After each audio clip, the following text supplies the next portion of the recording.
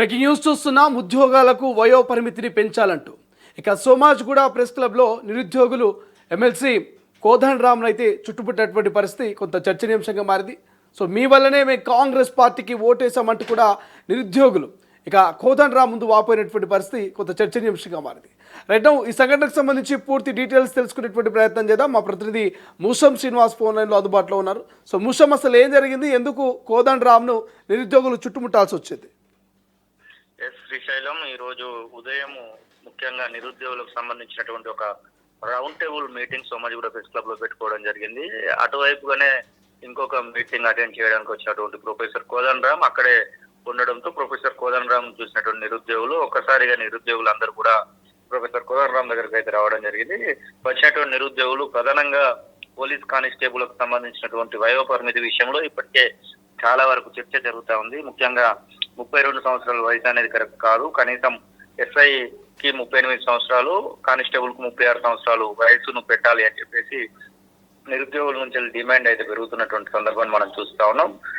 GO number 87 ని కొట్టివేయాలంటూ వారైతే పదే పదే చెప్తున్నటువంటి సందర్భం. మొత్తం మీద అటు నిరుద్యోగులు ఒక్కసారిగా రావడంతో ఒక రకమైనటువంటి ఉద్రిక్తత వాతావరణం అయితే అక్కడ నెలకొందని చెప్పుకోవచ్చు. మొత్తం మీద నిరుద్యోగులు కోదండ రామ్ను చాలా వరకు, అంటే నిరుద్యోగుల నుంచి వచ్చినటువంటి మాటలలో ప్రధానంగా మేము మీ యొక్క మాటలు విని కాంగ్రెస్ పార్టీని గెలిపించాము, మీ యొక్క మాటల వల్లనే మేము కాంగ్రెస్ పార్టీకి ఓటు వేశాము, ఇప్పుడు మీరు మమ్మల్ని పట్టించుకోవట్లేదు అనేటువంటి ఒక తీవ్రమైనటువంటి నిరసన గలాన్ని అయితే నిరుద్యోగులు వినిపించినటువంటి పరిస్థితి. ఇక అక్కడ నిరుద్యోగులకు సర్ది చెప్పేటువంటి ప్రయత్నము కోదండ రామ్ కూడా చేయడం జరిగింది. అంటే మేము ఖచ్చితంగా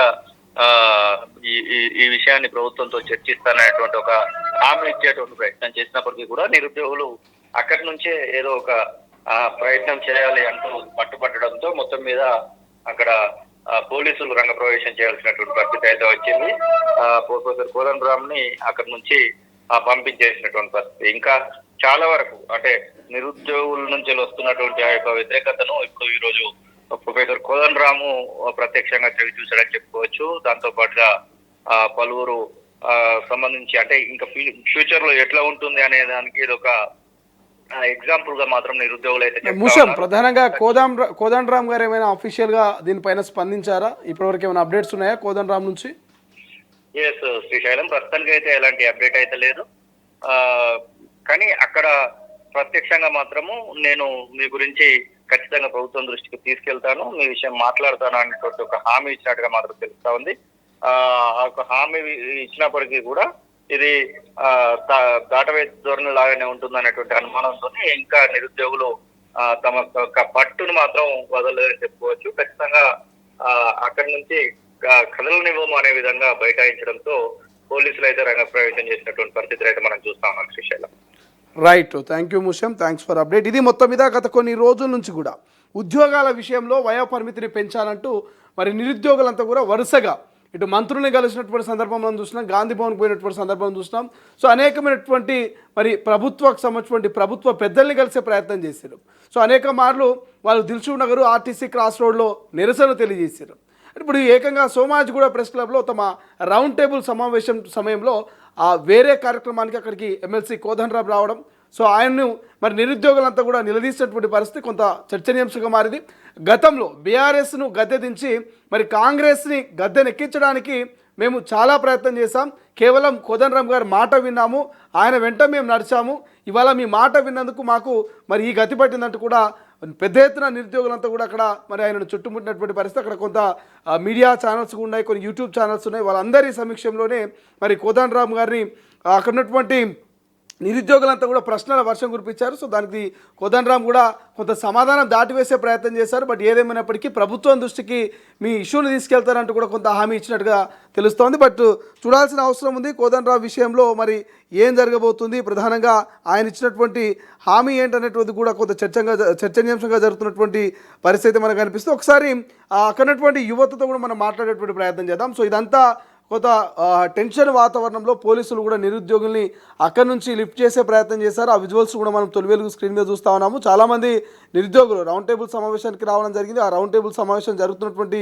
ఆ సమయంలోనే అక్కడికి కోదండరామ్ గారు రావడము, ఆయనను కాన్వాయ్ని చూడడం, ఆ కాన్వాయ్ని ఆయన చూసి అక్కడ ఉన్నటువంటి నిరుద్యోగులంతా కూడా మరి కోదండరామ్ దగ్గరికి వెళ్ళి ఎందుకు మాకు ప్రభుత్వం నుంచి ఉద్యోగాలు రావట్లేదు, జాబ్ క్యాలెండర్లు వేయట్లేదు, మా యొక్క వయో పరిమితిని ఎందుకు పెంచట్లేదంటూ కూడా వాళ్ళందరూ అక్కడ ప్రశ్నించినటువంటి తీరు మనకు ప్రస్తుతం కనిపిస్తుంది. దీని మీద కొంత బీఆర్ఎస్ కూడా కొన్ని సోషల్ మీడియా వేదికగా కొంత బీఆర్ఎస్ నేతలు సైతం దీని మీద కొంత చర్చిస్తూ ఉన్నారు.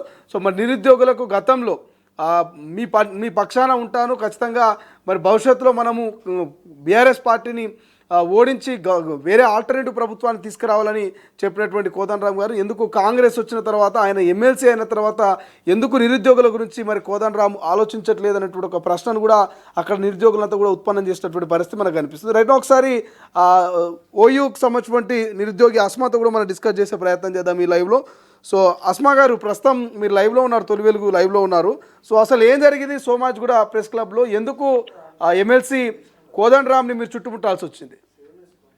నేను రౌండ్ టేబుల్ సమావేశం ఉంది అని చెప్పేసి నేను కోదండరామ్ సార్ని కూడా ఇన్వైట్ చేసిన. కోదండరామ్ సార్ని, రియాజ్ సార్ని, అందరినీ అన్ని పార్టీల నుంచి కొంతమంది ప్రతినిధుల్ని ఇన్వైట్ చేస్తే అసలు రిప్లై ఇవ్వలేదు. చూసి కూడా అసలు రెస్పాండ్ కూడా లేదు. ఆమె వస్తా అని చెప్పారు, రాను అని చెప్పారు. తీరా మాది నడుస్తూనే ఉంది.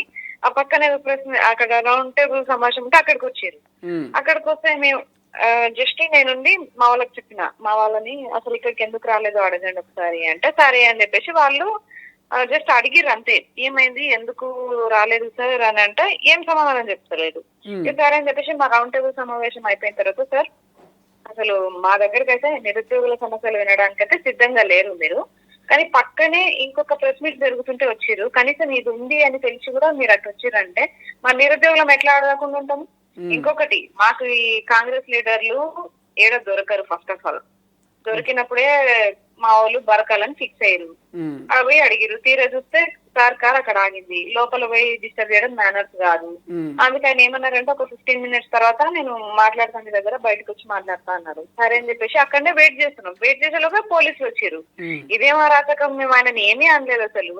మాది కంప్లీట్ చేసుకుని మేము బయట వెయిట్ చేస్తున్నాం. బయట అంటే మొత్తానికి ఇటు అవుట్ సైడ్ కార్ పార్కింగ్ దగ్గర వెయిట్ చేస్తున్నాం. అసలు ఎక్కడ కూడా డిస్టర్బెన్స్ లేదు. ఈ పోలీసులు వచ్చి హడావిడి చేసారు, బాగా అత్యుత్సాహం చూపిస్తున్నారు.